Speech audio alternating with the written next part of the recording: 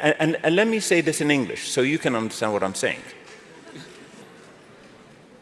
There will come a day that we will see far more radical extremists and terrorists coming out of Europe because of the lack of decision-making, trying to be politically correct, or assuming that they know the Middle East and they know Islam and they know the others far better than we do.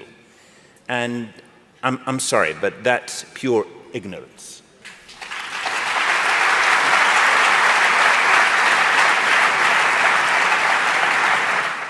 What kind of advice would you give to European politicians to maybe make sure that this ignorance doesn't continue?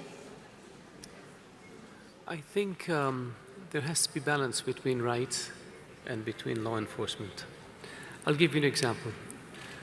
We get criticized. We were criticized in France for having supported all these extremist mosques or Islamic institutions in France for years. And we said, show me one and we'll shut it down the next day. Lots of talk, but no evidence. When the French Senate did an investigation, they discovered that less than 1% of funding for French Islamic institutions came from the Gulf. Most of it came from North Africa and Turkey because that's where the vast majority of French Muslims came from. But for years, the charge was made that it came from Saudi Arabia and maybe other countries in the Gulf, and the fiction became reality. We have a policy in Saudi Arabia of zero tolerance for extremists.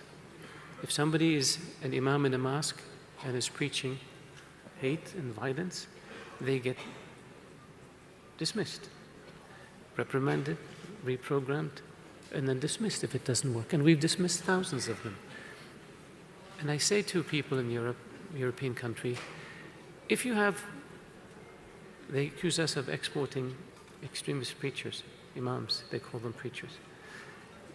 We say to them, show me, and if they're not a German citizen or French citizen or British citizen, deport them. That's what we would do. If they're your citizen, then stop them from preaching hate. But then they go into, well, no, we don't want to infringe on their freedom of expression. Well, it's either, if they preach, it's hatred, and if you stop them from preaching, it's, we can't do that because of freedom of expression. So then stop complaining.